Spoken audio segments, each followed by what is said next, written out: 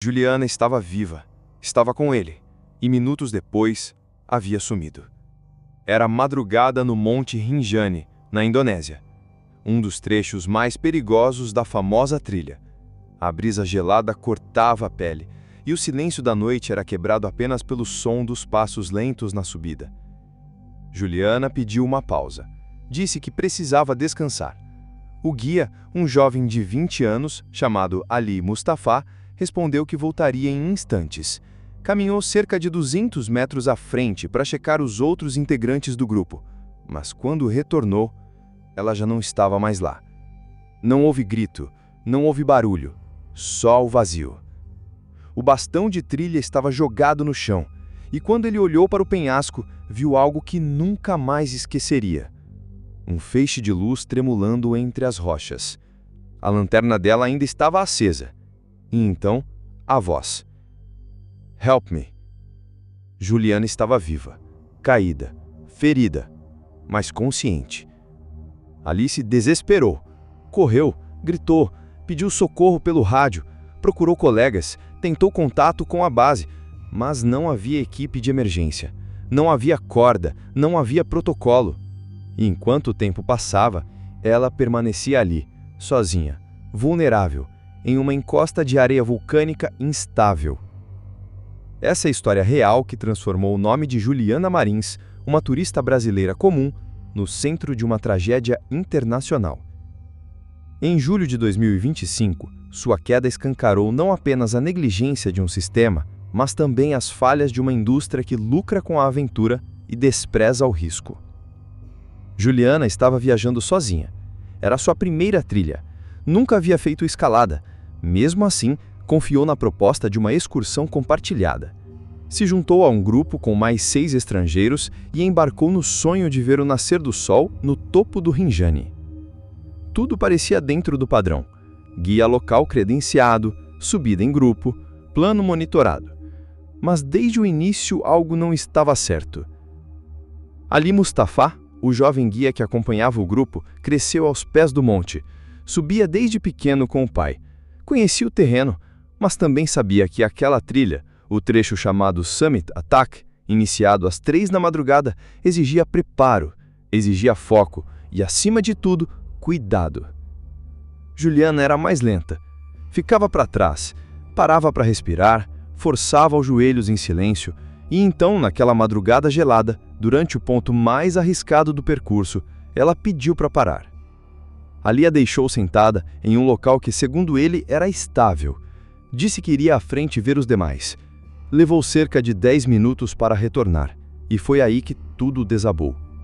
Ela havia caído.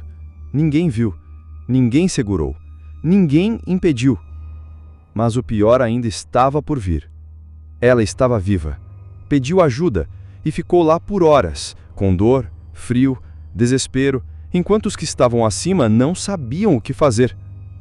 Ali tentou, gritou, avisou aos outros, pegou um pedaço de corda improvisado, tentou descer por conta própria, mesmo que nunca tivesse feito rapel. Disse que tremia, que sentia culpa, que não conseguia respirar. Mas Juliana continuava lá embaixo. Ainda se movia, ainda respondia. "Me ajude", ela dizia. E nada acontecia. Nenhum socorro chegou nas primeiras horas. Nenhum suporte profissional apareceu. O parque, que recebe milhares de turistas anualmente, não possui equipe de resgate no topo. Não tem estrutura de emergência nos trechos críticos. Não há cabos de segurança, nem mesmo sinalização de risco nos pontos mais estreitos. Juliana foi vítima da queda, mas também da espera. Segundo Ali, apenas depois das 14 horas, quase 10 horas após o acidente, conseguiram uma corda vinda da base. Quando tentaram descer novamente, ela já não respondia. Havia silêncio. A voz fraca que antes clamava por ajuda se apagou. A pergunta inevitável surgiu. Se o resgate tivesse sido imediato, ela teria sobrevivido? A revolta ganhou o mundo. O nome de Juliana viralizou. As redes sociais se encheram de indignação. A imprensa brasileira cobriu o caso como símbolo do descaso. A família voou às pressas para a Indonésia. O pai, em choque, confrontou o guia. Você matou minha filha. Ali chorou, pediu perdão. Disse que tentou. Disse que nunca mais dormiria em paz. Mas a pergunta seguia ecoando. Ele foi o culpado? Ou apenas mais uma peça em um sistema negligente? Juliana resistiu por pelo menos 15 horas após a queda. Só foi oficialmente retirada do local no dia seguinte. O corpo foi içado com cordas finas, sem segurança, como se fosse apenas mais uma carga. O que restou ali não foi só uma vida perdida. Foi a confirmação de um colapso. O caso de Juliana revelou mais do que falhas. Revelou abandono. Revelou um silêncio que mata. Enquanto ela agonizava sozinha, o sistema turístico do Monte Rinjani seguia funcionando como se nada tivesse acontecido. Nenhum gestor foi afastado. Nenhum protocolo foi criado. Nem sinalização de risco nos pontos mais estreitos instalado.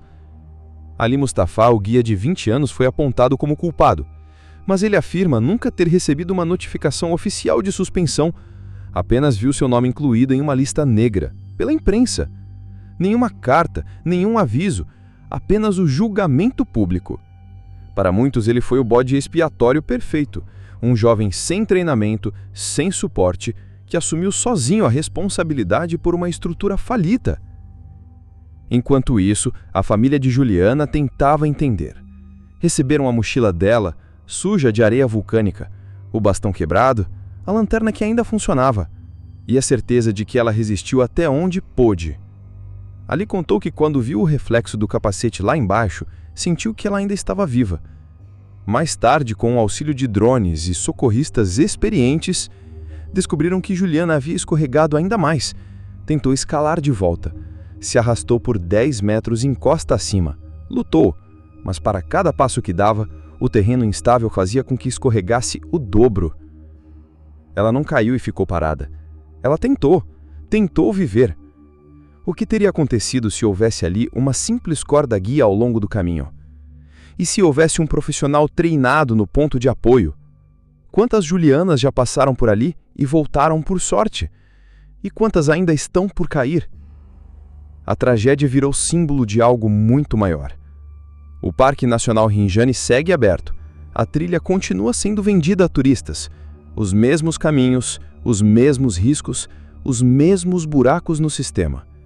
Nada foi mudado. Juliana morreu no meio da noite. Mas a morte dela começou muito antes. Começou quando ela foi convencida de que estava segura. Quando comprou um pacote que não previa exclusividade. Quando se juntou a um grupo com mais 6 estrangeiros e embarcou no sonho de ver o nascer do sol no topo do Rinjani. Tudo parecia dentro do padrão. Guia local credenciado, subida em grupo, plano monitorado. Mas desde o início algo não estava certo. Ali Mustafa, o jovem guia que acompanhava o grupo, se culpa. Diz que se pudesse voltar ao tempo, teria ficado com ela. Teria ignorado os outros, teria segurado sua mão até o sol nascer. Mas ele também pergunta, teria ele essa escolha? Com 20 anos, sem apoio, sem recursos, como garantir a segurança de todos? Juliana poderia estar viva hoje se tivesse pago mais por um pacote privado. Um valor maior poderia ter lhe garantido um guia exclusivo. E talvez fosse isso que separasse a vida da morte. O preço. E então surge a pergunta mais cruel de todas. A vida de Juliana valia menos por causa do pacote escolhido? A resposta ninguém quer dar, porque ela escancara o que há de mais perverso nesse tipo de turismo. O lucro está acima da segurança. O caso ganhou força na imprensa. Deputados comentaram. O Itamaraty interveio. Mas até hoje o Parque Nacional não se pronunciou oficialmente. Nenhum nome foi responsabilizado. Nenhuma autoridade foi afastada. A trilha permanece sem cordas, sem placas, sem resgate fixo. E Juliana? Juliana virou estatística. O corpo dela foi repatriado em um processo longo, burocrático e doloroso. A dor da família foi multiplicada a cada minuto de espera, a cada resposta vazia, a cada silêncio cúmplice. Ela sobreviveu por horas, gritou por ajuda e ninguém respondeu. Ali viu, tentou, chorou, mas não conseguiu salvá-la. Disse que se sentiu impotente, Disse que carrega a culpa todos os dias. Mas será que ele foi o único responsável? Ou só mais uma vítima de um sistema que falhou? O mais revoltante é que, mesmo depois de tudo, nada mudou. Nenhuma placa foi instalada, nenhum guia foi requalificado, nenhum plano de resgate foi refeito. E outros grupos continuam subindo. Juliana morreu no abismo, mas caiu no descaso. A estrutura não falhou por acaso. Ela simplesmente não existia. Não havia preparo. Não havia alternativa. Não havia responsabilidade. E a pergunta que fica ainda ecoa no topo do Monte Rinjani. Quantas outras vozes ainda vão gritar por socorro antes que alguém escute? Se você também acredita que essa história precisa ser ouvida, inscreva-se agora no canal. Deixe seu like, ative o